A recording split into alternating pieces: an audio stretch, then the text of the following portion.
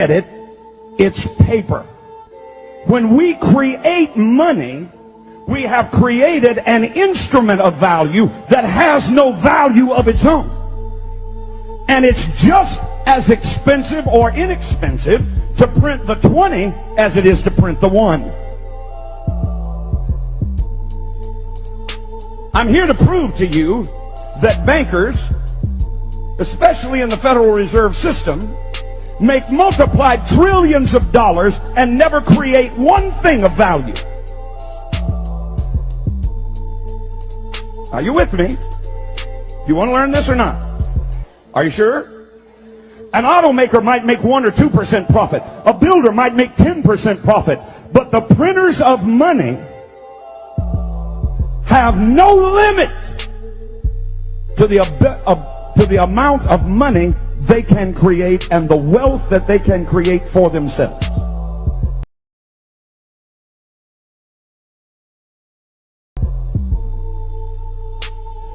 Money's the bloodline of a civilized society. It's the instrument by which a product is sold or bought. Reduce the supply of money below the necessary levels to sustain trade.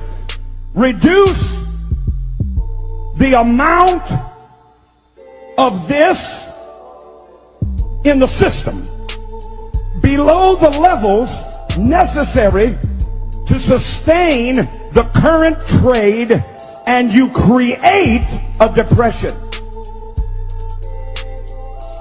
In 1930, let me ask you a question. Did we not have farms? In 1930, did we not have factories? Did we have the greatest roadway system in the world at that time? Yes. Did we have the greatest communication system in the world at that time? Yes. Did we have the greatest opportunity of trade with oceans on both sides and water systems like the Mississippi River running through the width and breadth of this nation? Did we have ability to move our goods and services? Yes. Did we have transportation and roadways? Yes. What did we not? Did we lack workers? Then what happened? I'll tell you what happened. The bankers decided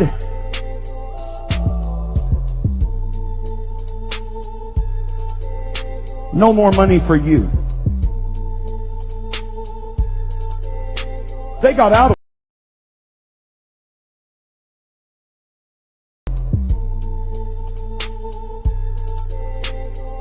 of the stock market.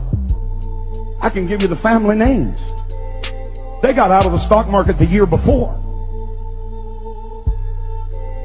Do you know all the money that was lost in the stock market as people began to sell their stocks one after the other, after the other, after the other, and stocks that were valued at $10,000 were selling for 15 cents? And then they had to make a run on the bank because the banks, the stock market had said, oh, I'll tell you what you can do. You can borrow on margin. In other words, you can buy, the economy's really good here in the late 20s. Here's what you can do. You can borrow on margin for stocks. You can buy a stock at $100 worth of stock. You can buy it for $10, and we'll lend you the other money to buy the stock, and the stock is skyrocketing, so you stand to make a great profit.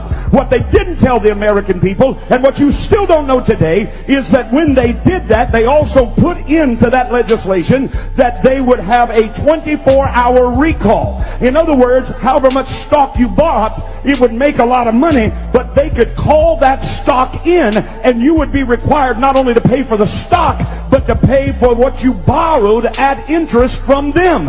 In other words, now you got to pay the $100 that they loaned you, but they're the ones that are calling it in. So when they called it in, you didn't have the money to pay for it, so you ran to the bank.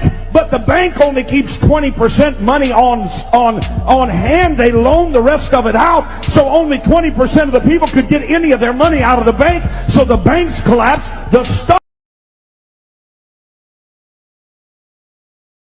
The banks collapsed, the stock market collapsed, all at the whim of the bankers who decided they wanted to make the money.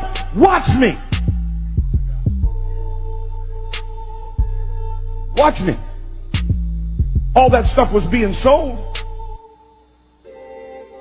$100,000 farms were selling for $3,000. Who do you think bought them?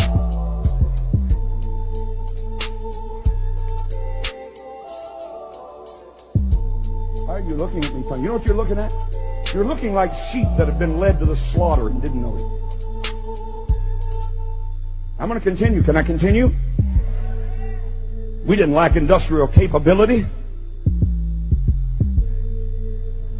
If you don't believe me, I just told you what started the Great Depression. Let me tell you what ended it.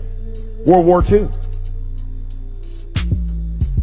And all of a sudden, the same banks that said no money for farms, no money for food, put people in soup lines, no money for commerce, no money for railroads, no money for roads, no money, no World War II.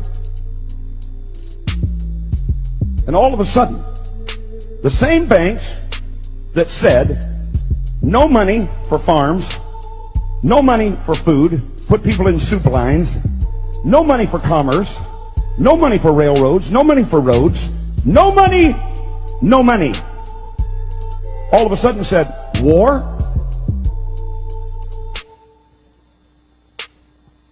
And all of a sudden, factories that were closed down began to work 3 shifts. Where'd the money come from? The same pockets that refused to give it before. Because they decide when it will be printed, how much will be printed, and how much usury or interest will be paid. Not the federal government. The federal government has no say in it, as I will prove to you. Say, debt is a devil. By the simple manipulation of a few wealthy bankers, World War II ended the Great Depression. After successive failures to convince the public of the need of a central bank by wars, these same European bankers financed both sides of the Civil War in this country. You don't even know that. Same bankers, same families, financed both sides of the Civil War. Why? They make the money.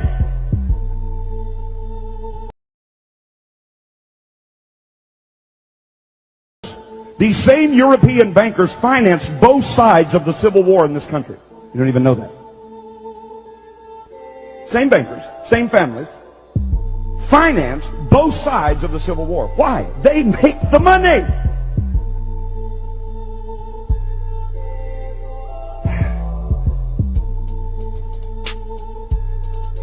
After they couldn't get the American people to swallow the lie of a central bank by creating war, they decided they would artificially create, listen to me, recessions, depressions, inflations, and panics. Since only a small amount of deposits are stored at the bank, about 20%, the other 80% is out on loan with security of property and your promise to pay it back.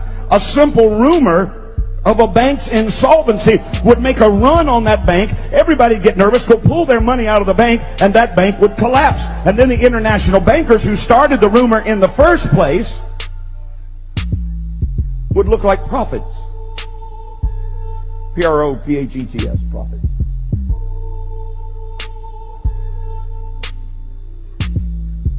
Are you hearing something you've never known? Wave your hand. If you think America ought to know, wave your other hand. All right, then don't quit on me. One of the key movers and